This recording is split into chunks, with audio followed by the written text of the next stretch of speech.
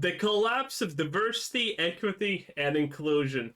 It's beautiful. Today's video is once again about a topic that is pretty much always divisive, yet perpetually discussed. And to be completely honest here, I'm getting really sick of Is it divisive, though? watching people mischaracterize, misrepresent, and misunderstand this topic simply for personal or financial gain.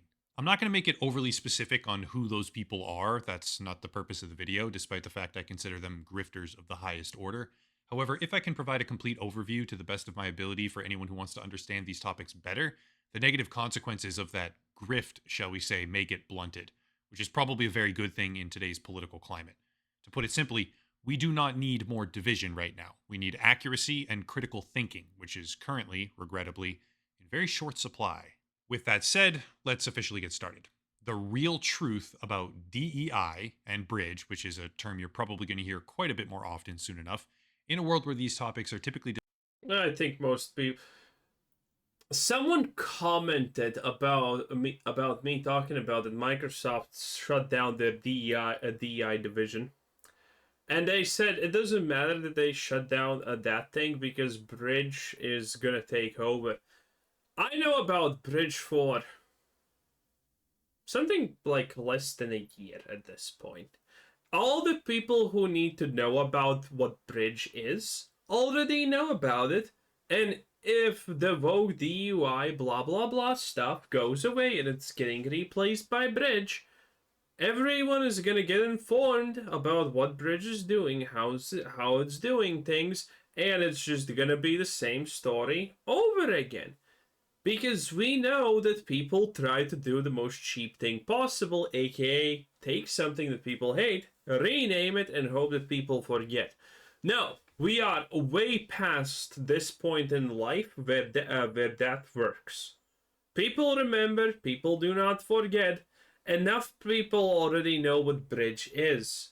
And when Bridge becomes a problem, which it's gonna become if it actually takes over this stuff, people are gonna just talk about Bridge. discussed with And call it the new Vogue crap, because it is. overcharged emotional baggage and inaccurate assumptions. First, we need definitions. At the top of the pyramid, the very top, is ESG, which stands for Environmental, Social, and Governance.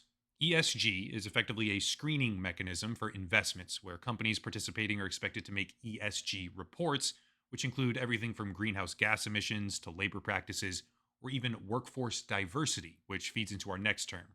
Underneath ESG, Which destroys companies. Hey, listen. 50% of your company needs to be non-white. 50% of your company needs to be not male. 50% of your company needs to be trans. Yeah, good luck having a functional company after that shit, because you literally have deleted more than half the company of people who are actually good at their jobs and replaced them with people who are complete morons. particularly inside the social arm of the framework, is DEI, standing for Diversity, Equity, and Inclusion, which is an acronym that rose to prominence and swept across Western society for the past couple of decades, climaxing around 2020, I believe, at the height of civil unrest in America. DEI refers to practices and policies intended to increase the amount of cultural. I don't think that's correct. I don't. DEI became a really popular thing to talk about, I would say, in the last 2 years.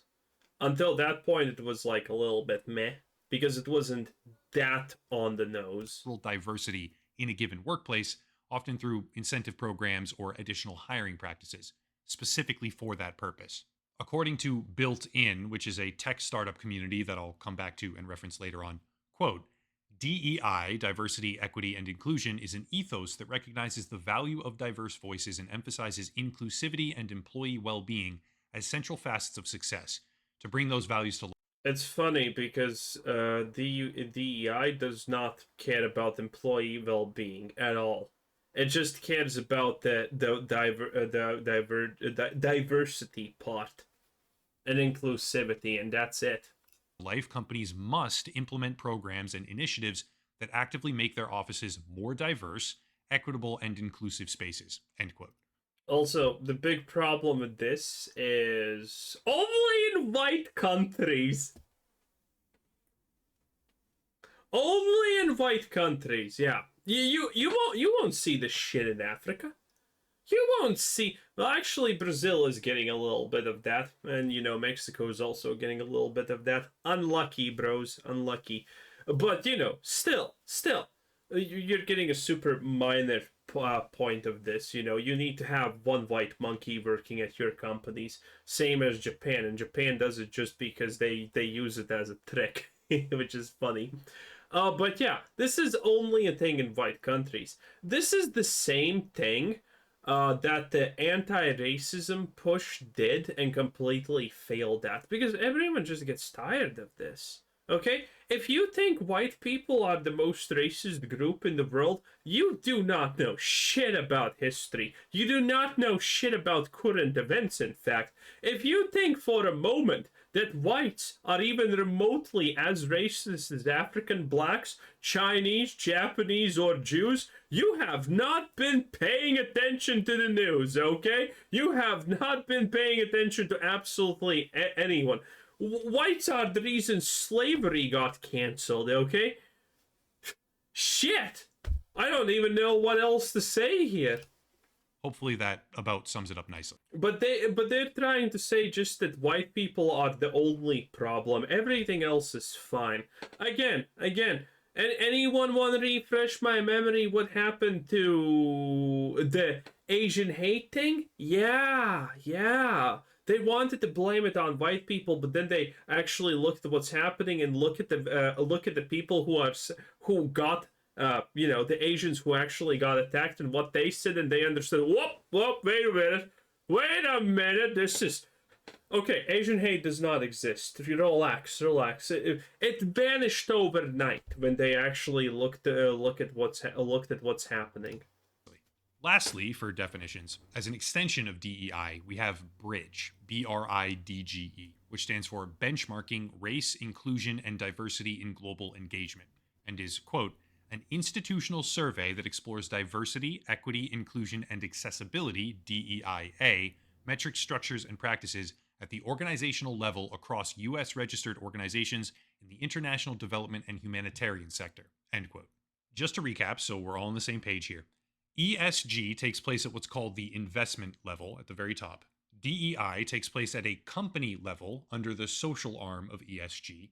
And BRIDGE is, quote, from their own website, a comprehensive DEI framework to help companies identify. God, look at this. What the hell is steering committee? The hell is this? Co-chair. No idea. So it's just a bunch of black women. Jesus. Deconstruct and rethink their own structural gaps that contribute to inequities, end quote. This company, they probably take 2 months to reply to an email. ESG at the top, DEI down below, and BRIDGE as a tool in the execution of DEI initiatives. That's a very basic roadmap. Disgusting. Shout out to everyone who made it this far in the video. I greatly appreciate you. Now we can move on to the more interesting stuff. BRIDGE, as an organization, has a board of directors with an executive committee and basic members from... Wait, is this not the same? It is! It's the same woman. Yeah, it's the same one. Look at this. Co-chair. And then here she is again. Trish, who is she? Chief Diversity... Yo, you know that she's not doing anything in these companies. You know these things are absolute failures because you can. It is so hard to actually be, the leading head in a company, and then you're also one of the leading people in another company. You shouldn't. Most of the time, this cannot be done at the same time. At least BRIDGE has one guy who's probably gay, and I'm assuming instantaneously. Emil Kader. Yeah, probably Jewish. Members from all... Surprising, I know. What are the odds? ...over corporate America. There are some very big names here that people like to reference, but the gist of it is that this group Wait. This woman, the fish-eyed one, was also in the... this one. She was also in the previous one. Yep, there we go. Jesus. It's just... It's just a bunch of inept people taking a lot of paychecks. This is what the diversity, equity, inclusion, and all of this woke garbage is at the end of the day. Of DEI initiatives. That's a very basic roadmap. Shout out to everyone who made it this far in the video. I greatly appreciate you. Now we can move on to the more interesting stuff. Bridge, as an organization, has a board of directors with an executive committee and basic members from all over corporate America. There are some very big names here that people like to reference, but the gist of it is that this group is extremely well connected. Sephora, Discover, NBC Universal, Condé Nast, which for anyone who doesn't know is a massive media conglomerate that owns publications like Ars Technica, GQ, The So no one gives a shit? New Yorker, Vanity Fair, Vogue, or even Wired. All of these brands and many more are represented in the Bridge board of directors. Who cares about that? They're dying brands. For example, I don't think any of this matters. Especially like look at this. This person is from Nestle? Are you kidding me? Nestle doesn't think twice about killing their African child labor force. What do you mean? What is Nestle gonna do? Amy is just taking a paycheck and having a creepy smile about it, okay? Amazon something this is. I have no idea what that is. But yeah, none of these brands matter. Except Nestle, and you know Nestle doesn't give a shit about any of this garbage. The Nestle probably is here to secretly subvert everything that's happening here. My bet is that Amy from Nestle is a double agent here more than anything honestly else. Including a company called McKinsey & Co. Bear with me here, that's because so McKinsey bad. & Co. is a global management consulting firm that is largely responsible for the rise of corporate DEI initiatives across the Well, okay, it's not bad, but McKinsey and Co. does have a lot of influence in this stuff. And yeah, they are popular and companies hire them, and then it's like, oh yes, how to fill your management positions with proper people. I don't know, but have you tried firing everyone else and just appointing people who are black? That's typically their approach to stuff nowadays. professional world. See, pretty much all of it traces back to a particular research paper of theirs from 2015 called Diversity Matters, which, despite being relatively unknown, especially to the vocal critics of ESG or DEI, or soon to be Bridge, Doesn't matter. I don't think you need to understand anything about DEI or woke stuff or anything in general to understand that it's an absolute blight upon society. is actually the inception point for pretty much the entire corporate America DEI craze.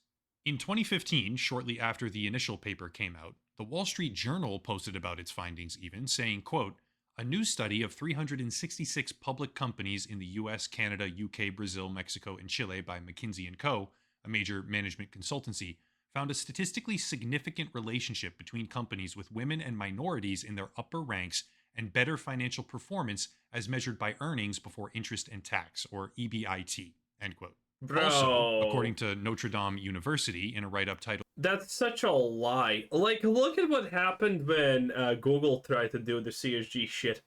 They put Susan YJK. So I don't know, because Google does scan what you say, and if you say something they don't really like, so I don't want to put Sizan's name in my mouth too often, you know. But look at her. She was a diversity hire. She did not have any professional. She did not have any parameters to actually be the head of YouTube. None at all. She was a failure, and if you want to know how much she was a failure, she deserves even worse in life, in my honest opinion. But listen, that absolute trash bag thought that she knows best. She knows everything. She's so much better than you, me, everyone else, okay? She knows what's important in life. And by the way, this is on video. You can find about her talking about this a lot. She literally was like, "Oh my god, I saw something on CNN and it was shocking," and I'm like, "Oh wow, I wonder what everyone else is thinking about this." And then she was like, "Oh, I can't find any YouTube videos about this." Why?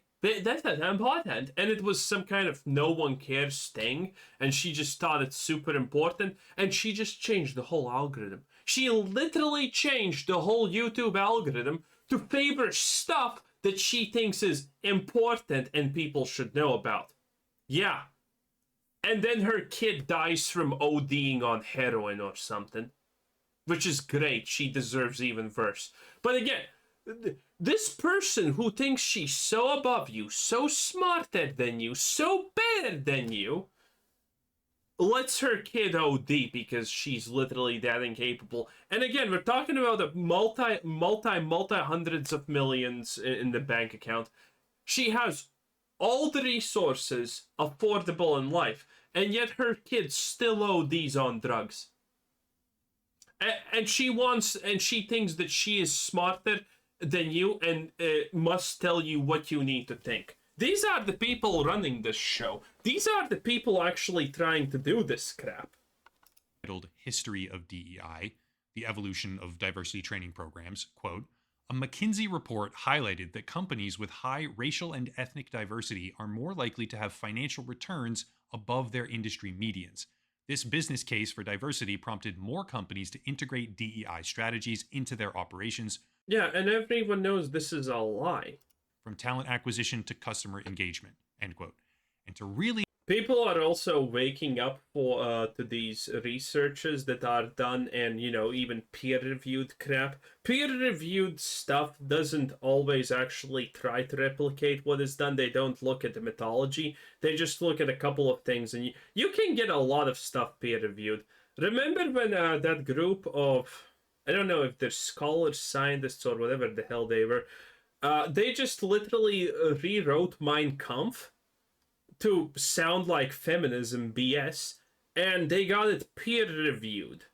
They got it peer-reviewed because that's how this stuff works. No one tries anything as long as it's the right politics. Science doesn't matter. Really hammer the point home here. Remember the tech startup community that I mentioned earlier when quoting the definition of DEI called built-in?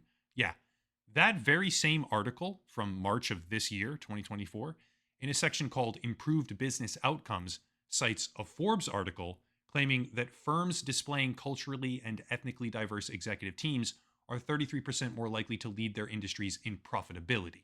The thing is... Okay, so they're literally parroting each other as sources, what the mainstream media does constantly.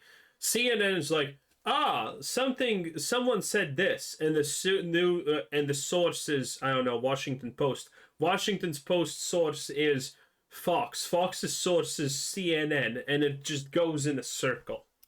If you go check the article they cited, they being Forbes in this case, the actual research that they're referring to is the very same work from McKinsey & Co. way back in 2015.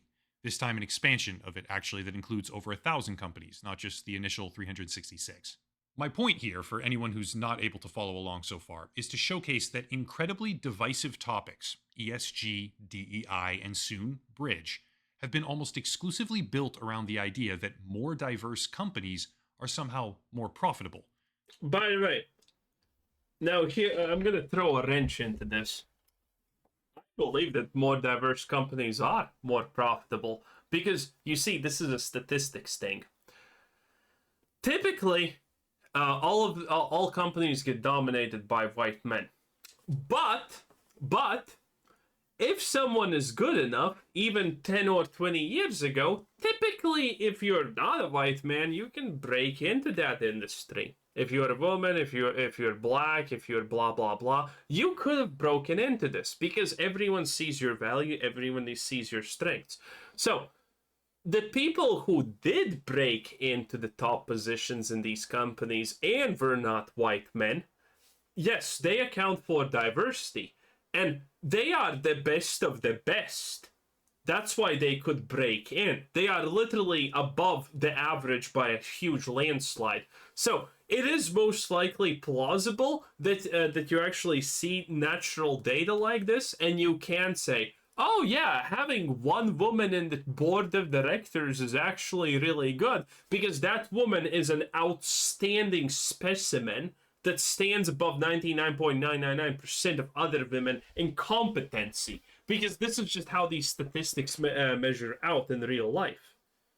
But what if I told you that the entire initial premise was wrong, and that the research was completely inverted in a way that proves absolutely nothing? Let's read an actual section. But yes, that is a range that is actually real. But they didn't even. My bet is they didn't do real research. This is what it always comes down to. That the research is kind of stupid bunk garbage. Section of the research paper, the one that seems to have started off all of this, called Diversity Matters. Quote, analysis of the data from the group of 366 companies revealed a statistically significant connection between diversity and financial performance.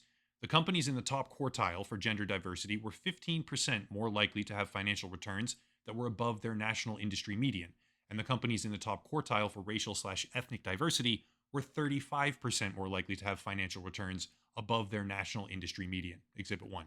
This correlation does not prove that the relationship is causal, that greater gender and ethnic diversity in corporate leadership automatically translates into more profit.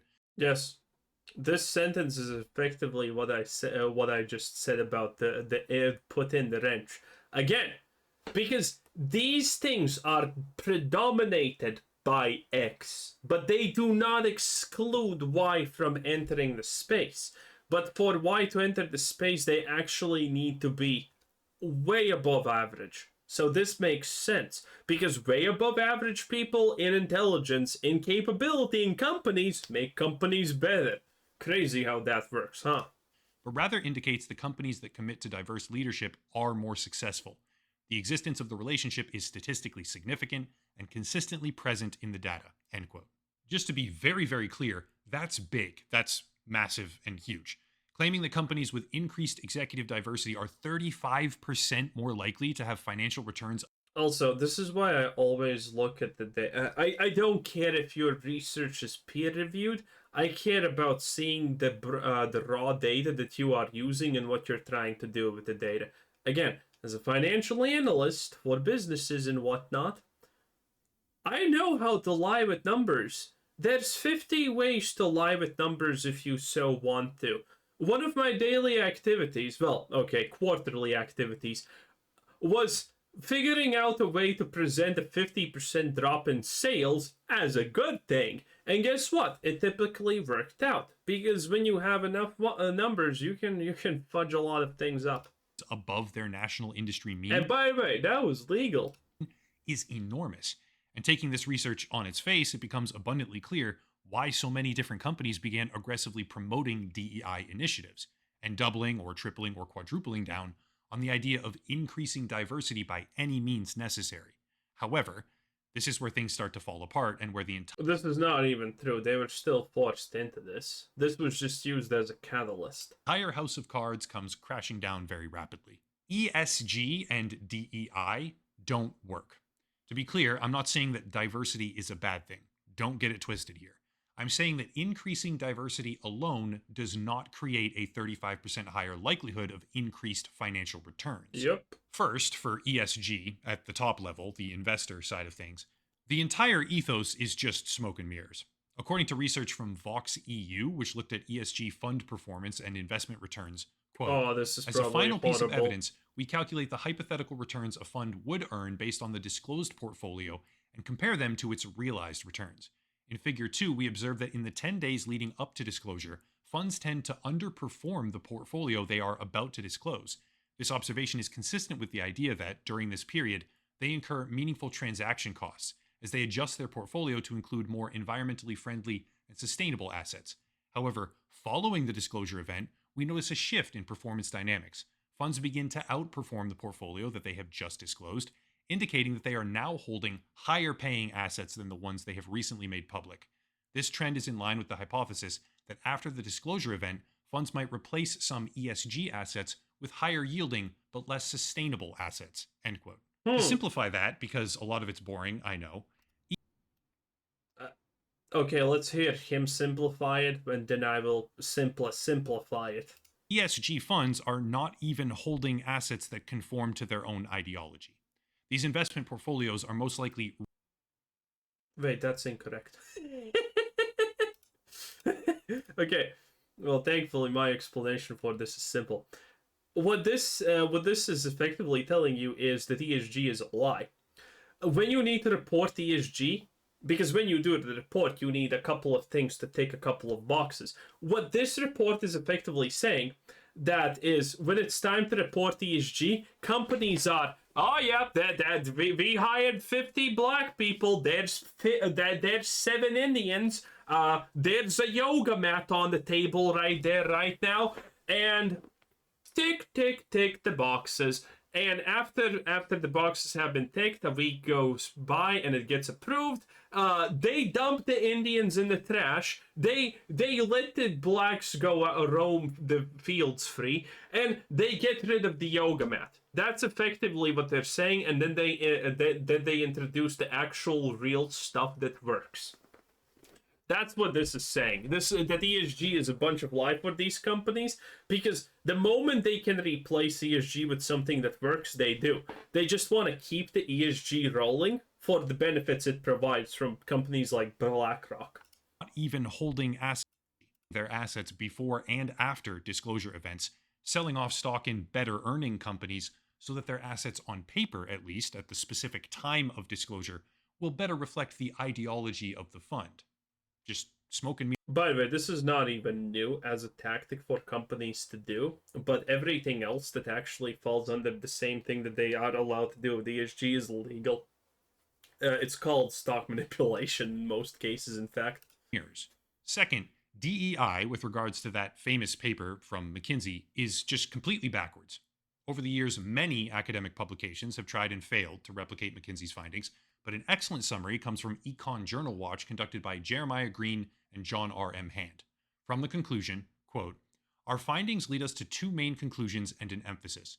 First, we conclude that caution is warranted in relying on McKinsey's findings to support the view that U.S. publicly traded firms can deliver improved financial performance if they increase the racial/ethnic diversity of their executives, not only because we are unable to replicate the same statistically reliable association between firm financial performance and executive race/ethnic diversity as they report, but also because the structure of McKinsey's tests are such that by measuring firm financial performance over the 4 to 5 years leading up to the year in which they judge the race/ethnicity of firms' executives, the default direction of causality that McKinsey capture in the positive correlation they report is that better firm financial performance causes firms to diversify the racial/ethnic composition of their executives, not the reverse." End quote. Simplified, and all of you are troopers who made it this far, because I know that this is ridiculously dry and a lot of it's hard to understand. It's okay, Echelon. I am putting everything into easy words for people. But I appreciate you. Again, simplified. Successful companies are not successful because they are diverse. Successful companies become more diverse in the process of growth and achievement. McKinsey had it backwards. The real problem here is that correlation. Yeah, that also makes sense, by the way. But not necessarily. Does not equal causation, a phrase that most people have probably heard of before in their life, and a fact that McKinsey rightly acknowledges in their own paper, but that hasn't stopped them, and pretty much everyone else who ever discusses the concept of ESG and DEI favorably, and soon to be Bridge as well, from heavily insinuating. It's a bunch of. It doesn't matter that this doesn't work, okay? The damage has been done. By the way, the damage is gonna fix itself soon, I believe. Because the reason why all of the woke garbage got so powerful is because where did it hit? Well, it hit in primarily in the recruitment level, the HR level. And human resources are a problem. If human resources are led by insane people, yeah, there's a bunch of things that goes wrong, because HR is the one who fired people, okay? When you work in a company, this is how it works. In a big enough company. In smaller companies, yeah, if you have like a group of auto mechanics, yeah, their leader, their division captain, chief, or whatever you want to call him, is going to be most likely, if it's a small company, searching for recruits himself. But in big companies, most of the time, guess what? Guess what? No one does that. HR looks at everyone. And if your HR is woke, and HR is the people who actually follow this sort of crap, you know what's going to happen? Well, they're gonna ignore people who do not fit their woke standards of living. And they're gonna slowly trickle in and poison the company with more people of, purple hair and whatnot. And that's gonna happen. And the executives can't even do a lot in these cases because a couple of years ago, a lot of companies really feared to be called racist and all of those things.